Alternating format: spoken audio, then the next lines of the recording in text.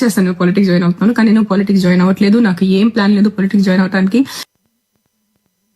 Right. నిన్న press మీట్లో ఆవిడ ప్రెస్ క్లబ్లో మాట్లాడినప్పుడు అయితే కొంత అగ్రెసివ్గా మాట్లాడిన మాట అయితే వాస్తవం. కానీ ట్రోల్స్ జరిగి కొంచెం ఆవిడ మీద వ్యక్తిగతంగా దూషణ చేసిన వాళ్ళు కూడా ఉండుంటారు. ఆవిడ బాగా హర్ట్ అయినట్టుగా కూడా మనకి తెలుస్తుంది. కానీ ఆవిడ కుక్కల మీద ఉన్న అభిమానంతో ప్రేమతో మాట్లాడారు.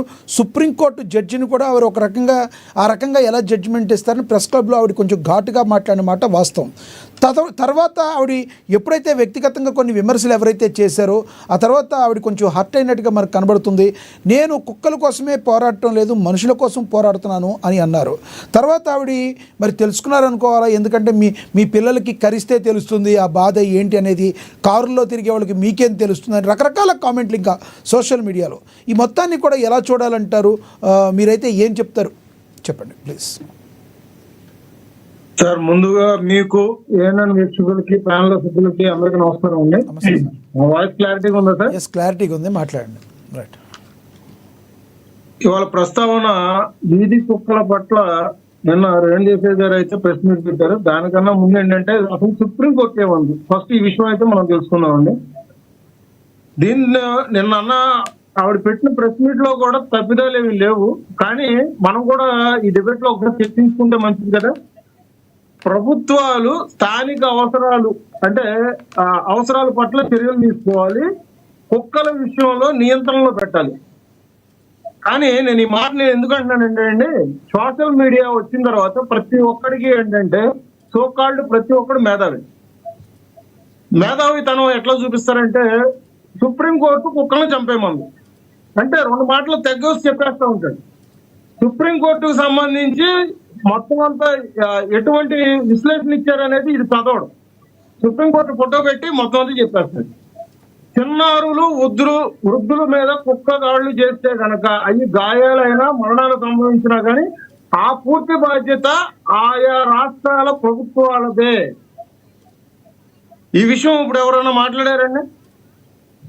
ఇది సుప్రీంకోర్టు అధికారులకు కానీ పాలక వర్గీయులకు కానీ ఇంకోటి కూడా చెప్పింది ఎవరైతే ఒకవేళ పెంచుకునే కుక్క కరిస్తే ఆ కంప్లీట్ గా ఆ యజమానే భరించాలి దాని బాధ్యత అని కూడా చెప్పింది.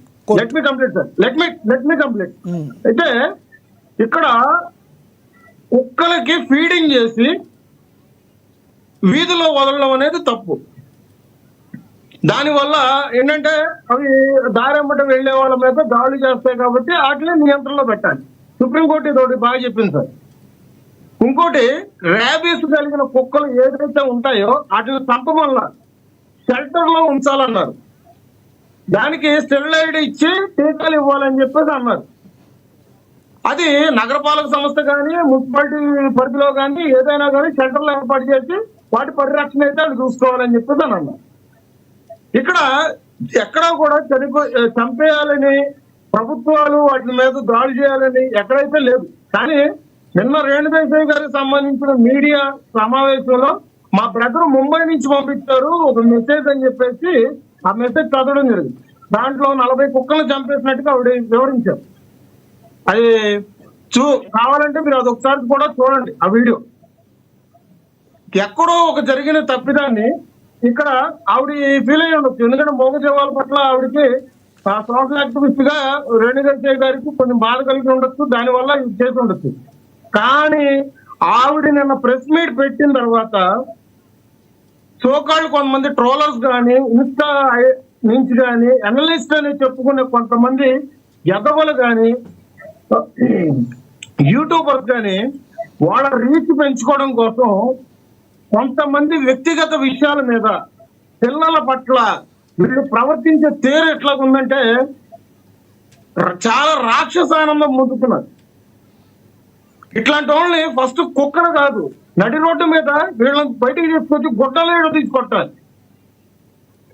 ఒకళ్ళ వ్యక్తిత్వ జీవితాలు మీకెందుకు, ఒకళ్ళ జీవితాలకు పట్ల మీకెందుకు? పవన్ కళ్యాణ్ గారికి రేణుదేశాయ్ గారికి సంబంధం ఏంటి? వాళ్ళ పిల్లల్ని ఇట్లా రాజకీయాల్లోకి లాగడం ఏంటి? ప్రతి ఒక్కడికి ఏంటంటే డైలీ 2 GB డేటా వస్తుంది. ఆ 2 GB డేటా ప్రకారంగా మనం సంపూర్ణ న్యాయం చేసామా? ఇవాళ రోజున మనం ఒక మాట అనేసి మనం హాయిగా నిద్రపోయాము. ఎందుకంటే ఈ మాట అంటున్నాను సార్, కేరళలో మొన్న ఒక ఇన్సిడెంట్ జరిగింది సార్. రష్ గా ఉన్న బస్సులో ఒక అతను నా మీద పడిపోతున్నాడని చెప్పేసి ఒక అమ్మాయి కావాలని సీక్రెట్ గా వీడియో తీసి దాన్ని వైరల్ చేసింది.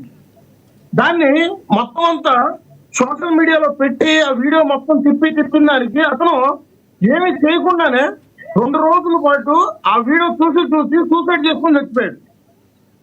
ఇప్పుడు ఆ అమ్మాయి మీద ఎఫ్ఐఆర్ బుక్ అయింది సార్.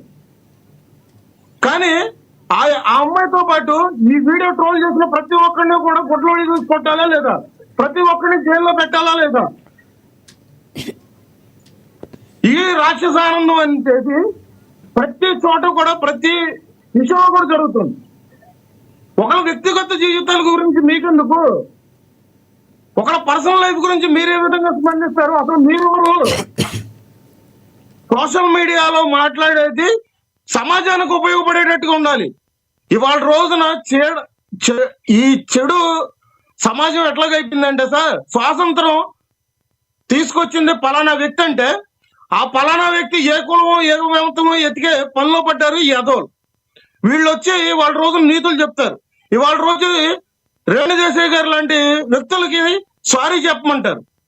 సిగ్గు సరే ఉండాలి. తినేది అన్నం అండి, అశుద్ధం కాదు కదా. వీధి కుక్కల పట్ల ప్రభుత్వం తీరెట్లాగా ఉంది, ఆవిడ స్పందించిన తీరెట్లాగా ఉంది, అది ఆవిడ చెప్పిన ప్రెస్ మీట్ కి సమాజం